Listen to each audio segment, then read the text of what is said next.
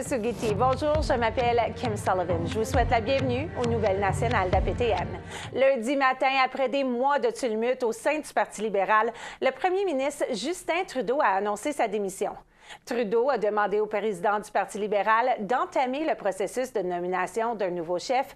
Il a également demandé à la gouverneure générale Mary Simon de suspendre le Parlement jusqu'au 24 mars. Robbie Purdin présente un reportage de Savannah Craig. C'est devenu clair que je ne peux pas être le chef dans les prochaines élections à cause des batailles internes. C'est sur ces mots que le premier ministre Justin Trudeau a annoncé qu'il démissionnerait de son poste de chef du gouvernement libéral. Trudeau a déclaré qu'il resterait premier ministre jusqu'à l'élection d'un nouveau chef de parti. Je suis un fighter. Dans mon fort intérieur, je me suis toujours battu parce que je me soucie profondément des Canadiens. Et je serai toujours motivé par ce qui est dans le meilleur intérêt des Canadiens. Cette démission fait suite à des mois d'agitation au sein du Parti libéral et à un blocage de la Chambre des communes. Tout cela a culminé avec la démission du vice-premier ministre Chrystia Freeland en décembre. Freeland a déclaré qu'elle était en désaccord avec Trudeau depuis des semaines sur la meilleure voie à suivre pour le Canada. Lorsqu'on lui a demandé si la démission de Freeland était à l'origine de sa décision, Trudeau a répondu qu'il ne donnerait pas de détails. Je pense que tu as très clairement vu, comme tout le monde dans la galerie de presse parlementaire, à quel point le Parlement ne fonctionne plus depuis plusieurs mois. On est pogné dans une question de privilège. Il y a des motions d'obstruction constantes et on a pu très peu accomplir pendant les derniers mois au Parlement. Trudeau a également demandé à la gouverneure générale Mary Simon de proroger le Parlement jusqu'au 24 mars. Le leader conservateur Pierre Poilievre, dont le parti est en tête des sondages, a réagi par une vidéo postée sur les médias sociaux. They want to protect their pensions and paycheck by sweeping their hated leader under the rug months before an election to trick you and then do it all over again. Trudeau a peu parlé des peuples autochtones lors de sa conférence de presse. Mais il a mentionné que les efforts des libéraux ont permis au Canada de progresser sur la voie de la réconciliation. Le député libéral Mi'kmaq, Jaime Betiste, affirme que la législation concernant les peuples autochtones sera interrompue en raison de la suspension du Parlement. There was nothing I would like to see more than to finish some of these pieces of legislation and see them get to royal assent. But with all three opposition parties saying that they're not willing to work with us, we're left in a position where these important pieces of legislation may die on the table. Betiste déclare que cette situation pourrait changer si les néo-démocrates décidaient de travailler avec le prochain leader libéral élu. Le leader néo-démocrate Jagmeet Singh a déclaré qu'il ne travaillerait pas avec un nouveau leader. Le PND a soutenu le gouvernement libéral minoritaire jusqu'au mois de décembre dernier. Jagmeet Singh a déclaré qu'il utiliserait un vote de censure contre les libéraux le plus tôt possible afin de déclencher des élections. New Democrats will be voting against this government for an election where Canadians will have a choice. The Liberals have let you down. They've let you down again and again. It doesn't matter who the leader is, the Liberals have let you down. They do not deserve another chance. Le leader du Bloc québécois, Yves-François Blanchet, s'adresse à la presse et demande des élections rapides. Mais son successeur ou sa successeur devra déclencher des élections dès son arrivée en poste. Parce que, quoi qu'on fasse, le Parti libéral du Canada actuel, c'est le Parti libéral de Justin Trudeau. Le chef national de l'Assemblée des Premières Nations, Cindy Woodhouse-Nepenak, a réagi à la démission de Trudeau dans une déclaration écrite. Selon elle, Trudeau a pris des mesures significatives pour traiter les questions qui importent aux Premières Nations, notamment l'accès au logement, à l'eau potable, à l'éducation, la question de la protection de l'enfance et l'adoption de la loi sur la Déclaration des Nations unies sur les droits des peuples autochtones. Selon Woodhouse-Nepenak, il reste encore beaucoup à faire. Mais les actions de Trudeau ont jeté les bases sur lesquelles les futurs gouvernements pourront s'appuyer. Un reportage de Savannah Craig, Nouvelles nationales d'APTN, Montréal. D'Ottawa à Pessamit, une annonce importante du chef régional de l'APNQL, Ghislain Picard, qui a informé l'Organisation des chefs vers la fin du mois de décembre qu'il ne se représenterait pas aux élections après 33 ans à la tête de l'Assemblée. En janvier 2022, le chef régional Picard a reçu son 11e mandat depuis sa première élection en 1992. Ces 33 années de leadership ont été marquées par d'importantes batailles pour protéger les terres et les droits des Premières Nations. Après la mort de Joyce Echaquan de Manawan, Picard a pris la tête des appels à la reconnaissance du racisme systémique tissé dans le gouvernement et les services du Québec. Au cours de l'année dernière, Picard a défendu la protection du caribou des bois et soutenu l'opposition au stockage des déchets irradiés sur le territoire de la Première Nation de Québec. Il a également célébré les victoires de la Cour suprême qui ont étendu l'autonomie des Premières Nations en matière de protection de l'enfance et de services de police. L'APNQL accepte les candidatures pour le successeur de Picard jusqu'au 10 février et les 43 chefs qui composent l'organisation choisiront leur nouveau chef régional le 25 février. Et une autre grande perte. Un grand homme, un aîné Atikamekw, un guérisseur n'est plus. Le 27 décembre dernier, à 69 ans, Roger Echaquan de la communauté de Manawan s'est éteint.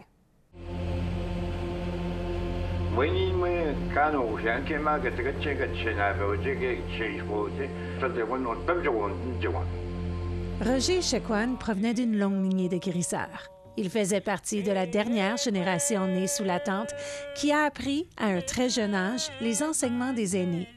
Sa fille, Karine Echaquan, explique comment il a pu recevoir ces doctrines à une époque où c'était interdit.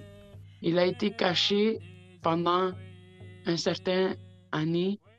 Je pense que c'est à partir de 2 ans jusqu'à 8 ans. Il a été caché par son grand-père. Il a été amené dans la forêt, puis il a été caché dans la forêt pendant toutes ces années-là. Donc, il lui a transmis tous les enseignements. À partir de 8 ans, il a commencé le pensionnat à Saint-Marc-de-Figuerie. De là, comme plusieurs, Roger a subi des traumatismes. Par contre, il continuera sa scolarisation afin d'obtenir une maîtrise en études des pratiques psychosociales. Aider était sa vocation. Puis mon père, il a toujours aidé les gens autour de lui. Même à partir de là, je pense, du pensionnat. Mon père, c'est quelqu'un de très généreux. Il n'a pas eu beaucoup d'argent dans sa vie, mais il a beaucoup donné. Il ne l'a jamais gardé pour lui. Malgré tout ce qu'il portait lui-même, ça a toujours été d'aider son prochain, de favoriser la guérison des gens. Puis son approche était quand même vraiment le fun parce que c'était un homme très humble, très accessible. Jennifer Petitquier-Dufresne rajoute que son oncle ne refusait ses soins et leçons à personne. Mais je sais que personne n'était refusé à ces cérémonies. Puis les cérémonies, c'est aussi un lieu d'apprentissage. Donc, je pense qu'il savait aussi détecter très bien les gens qui avaient un intérêt, mais aussi avec les bonnes valeurs pour accueillir ces savoirs-là, les respecter, les faire perpétuer, puis les maintenir vivants. Le cinéaste Simon Plouffe a fait la rencontre de Roger lors du tournage de son film « Ceux qui viendront l'entendront ». On m'a présenté Roger, qui était un être tellement généreux, mais aussi avec tellement de présence qu'on sent un peu le côté, une certaine impression quand il rentre dans une pièce et les gens se retournent et sont tout de suite prêts à l'écouter. Ce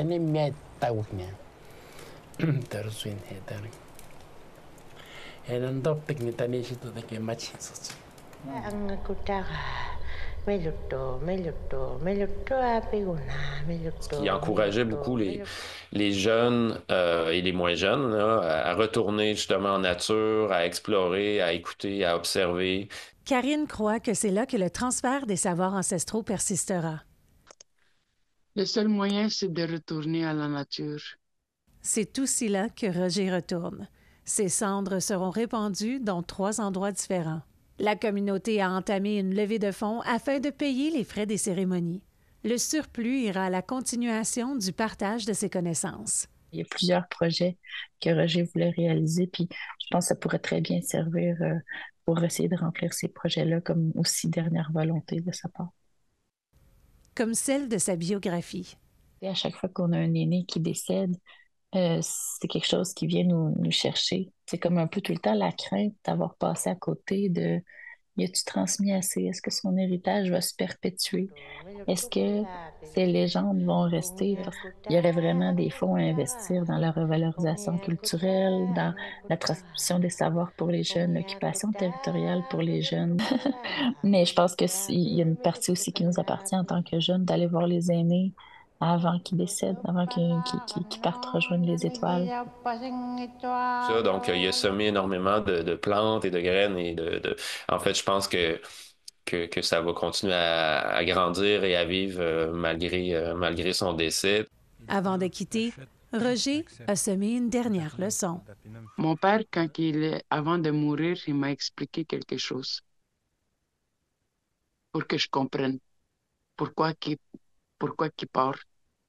Dans le monde spirituel, il dit, il n'y a plus personne qui va utiliser mes faiblesses.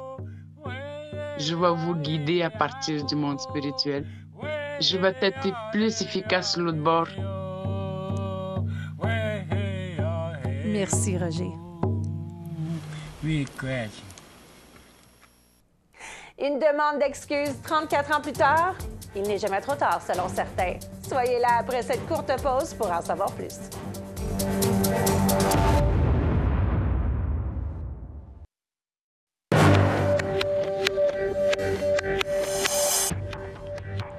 Bienvenue. Plus de 34 ans se sont écoulés depuis le siège du territoire Mohawk de Kanesatake, plus connu sous le nom de crise d'Oka. Récemment, Justin Trudeau a évoqué l'événement lorsqu'il s'est présenté devant l'Assemblée des Premières Nations le mois dernier. Voici l'histoire de demande d'excuses fédérale pour les événements de 1990, présentée par Savannah Craig, élue par Robbie Purdin. We would like an open apology and written apology that you sent your army to attack our nation. Le mois dernier, le grand chef de Kanesatake, Victor Bonspiel, a demandé des excuses au premier ministre Trudeau au nom du caucus iroquois de l'OPN. Il y a plus de 34 ans, le gouvernement fédéral a appelé l'armée à Kanesatake pour ce qui allait devenir un siège de 78 jours sur le territoire Kanien'kehá:ka. Ceci après que la ville voisine d'Oka prévoyait construire un terrain de golf sur les terres contestées connues sous le nom de Pines. They want people to get hurt over a golf course. The Native people are fed up with being pushed around and our land taken. Le gouvernement fédéral a envoyé 4000 soldats à Kanesatake, ainsi que dans le territoire Mohawk de Kahnawake, situé à proximité. Mais ils ont dû faire face à une résistance redoutable. Ellen Gabriel était en première ligne en 1990. Many of us had our privacy invaded. We were called terrorists. Selon elle, les excuses ne sont pas une véritable réconciliation. Land back for me means that we have control over the lands, our traditional territories, and a say in what happens on those lands. And I don't think that the Canadian or provincial government is really ready to acknowledge that, even though legally we have that right. Ce n'est pas la première fois que des excuses sont demandées. In case you're not aware, today is July 11th. This is the anniversary of the 1990 Oka crisis. Le grand chef de Kahnawake, Cody Daibo, les a demandés à l'été 2024 au chef conservateur Pierre Poilievre et au chef du PND, Jagmeet Singh, lors de l'Assemblée des Premières Nations à Montréal. Where your government marched troops into your allies' lands, there still has never been an apology about that. Certains traditionalistes estiment que les demandes d'excuses ne devraient pas émaner du caucus iroquois de l'OPN, car il est composé de conseils de bande reconnus par le gouvernement fédéral en vertu de la loi sur les Indiens, et non de longues maisons traditionnelles. Parmi ces critiques se trouve Joe Diome, qui a participé aux négociations visant à mettre fin à la crise en 1990. I think it wasn't their place. It was the place of the people who were affected, which would be the traditional council in Kanesatake and also traditional council in Kahnawake, who were at the forefront throughout that whole summer. Kenneth Deere, aîné de Kahnawake, estime que si des excuses doivent être présentées, elles ne devraient pas l'être uniquement par le gouvernement fédéral. I think the mayor of Oka, who's passed away now, but I think the city, the town of Oka owes an apology for sparking this situation. Also, the Sûreté de Quebec, who enforced the injunction, while negotiations were going on. And this ain't a surrender either. Après la crise, le gouvernement fédéral a fini par acheter le terrain à des développeurs de la ville d'Oka, mais il n'a pas transféré le titre de propriété de ces terres à Kanesatake. This dark area right here is our current land base. Le conseil de bande de Ganasatagé estime que la restitution de terre est une priorité. An apology may go to help alleviate some of the trauma associated with it, but the real work for us is going to address all of the problems that were existing before the crisis. Apologies doesn't mean anything unless there's something concrete to correct the causes of all that, those issues that came up. And that means acknowledgement of the loss of the land and the return of the land in Ganasatagé. Mais certains voient encore la valeur des excuses. This would be an apology to not just the warriors, but to all the families that were harmed in this. Opéten a contacté le caucus iroquois à plusieurs reprises pour demander une entrevue sur les critiques concernant les excuses de Trudeau. Il n'y a pas répondu avant la date limite. Un reportage de Savannah Craig, Nouvelle nationale d'Opétienne, territoire Mohawk de Ganasatagé. Et nous sommes une belle plateforme pour vos événements communautaires. Avec une nouvelle année, commencent des nouvelles activités pour vous occuper. Et demain, nous vous proposons 2 activités. Pour ceux qui sont à Wendake, il y a un atelier de perlage demain matin, le 11 janvier, avec l'artiste Anishinaabe montréalais Nico Williams. Lauréat du prix d'or Sauvé 2024, Nico Williams utilise le perlage pour représenter des objets de la vie quotidienne. Il offre un atelier au Centre de développement de la formation et de la main-d'œuvre Huron-Wendat, exclusivement aux membres Wendat du Centre d'artistes Akwaya-Anke entre 9h et midi. Aussi demain, Montréal Autochtone lance la première des activités de son programme Jeunesse sur le territoire, qui s'adresse aux jeunes de 14 à 30 ans. L'événement de demain comprendra un feu sacré et des chants cérémoniales. Il se déroulera entre 11h30 et 16h30 et le transport partira du siège social de Montréal Autochtone. Transport et repas inclus. Inscrivez-vous sur le site de Montréal Autochtone.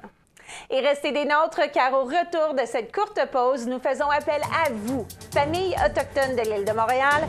Peut-être saurez-vous aider. Soyez là.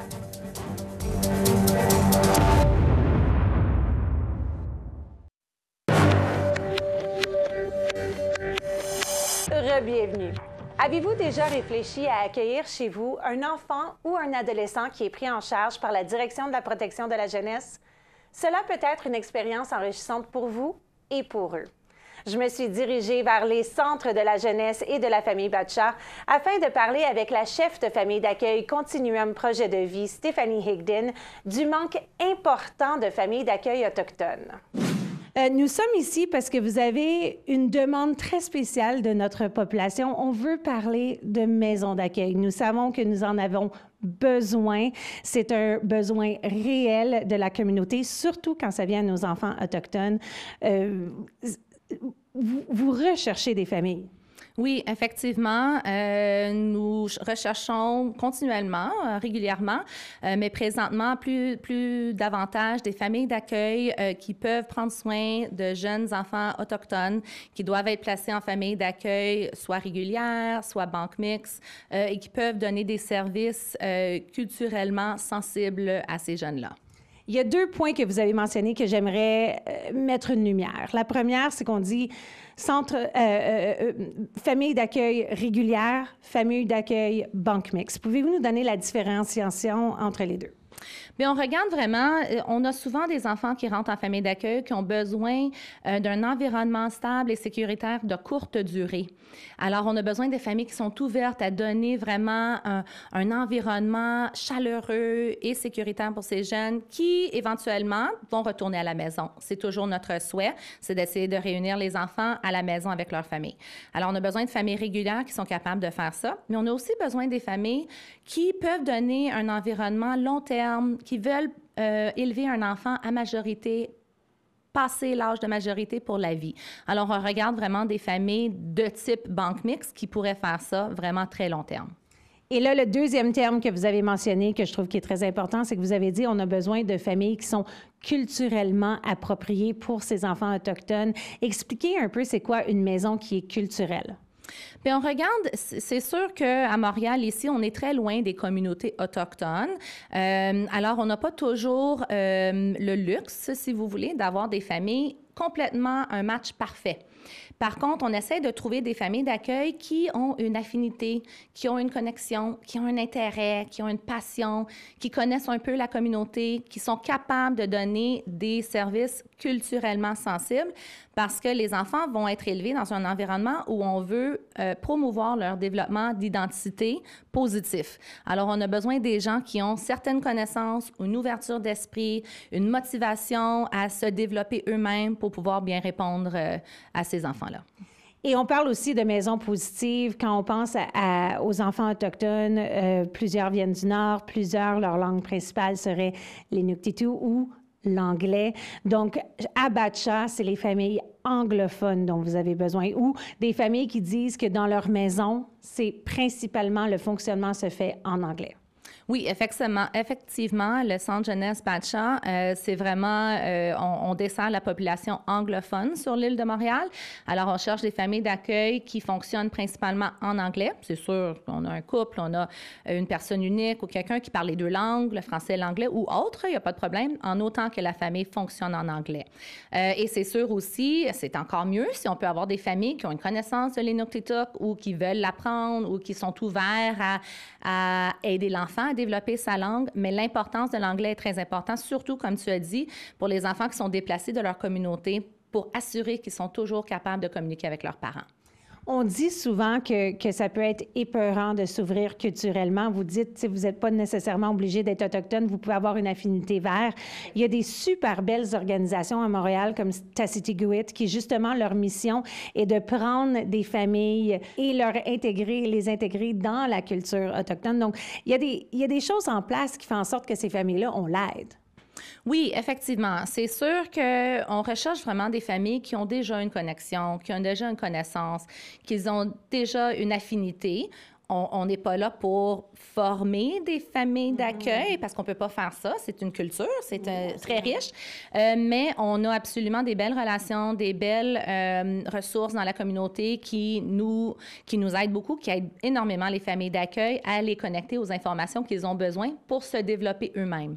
Donc, à Batcha, anglophone, île de Montréal, si on a des enfants autochtones qui sont malheureusement, qui sont sur la rive sud ou qui sont sur la rive nord, ils contactent qui dans ce cas-là? Bien, il y a des centres jeunesse dans tous les territoires dans la province de Québec, si tu veux. Alors, ils vont connecter directement leur centre jeunesse. OK. Et un enfant autochtone, on ne se mentira pas, malheureusement, il y en a beaucoup dans le système. C'est plus difficile de trouver des familles avec cette connexion autochtone-là que des familles allochtones? Oui, effectivement, parce qu'on n'est pas proche de la communauté. Alors, si on cherche Montréal, on a une population extrêmement diverse, très, très multiculturelle. Fait qu'on est capable d'aller recruter des familles pour les différents groupes pour lesquels nos enfants sont en placement. Mais on n'est pas proche des communautés autochtones. Alors, c'est plus difficile d'aller recruter. Et effectivement, on a une surreprésentation de jeunes autochtones en famille d'accueil. J'espère qu'il y a des gens qui écoutent ce soir, aujourd'hui, peu importe quand ils écoutent sur le web en ce moment, qui trouvent que leur maison serait une belle place pour que ces enfants puissent se développer culturellement, mais aussi avec amour. S'ils veulent devenir famille d'accueil, pouvez-vous leur dire comment? Oui, absolument. Ils peuvent appeler au Centre jeunesse Batcha et demander pour la ligne de recrutement. Ils vont être bien suivis, ils vont être bien dirigés de comment faire application avec nous pour devenir famille d'accueil. Merci beaucoup. Merci beaucoup.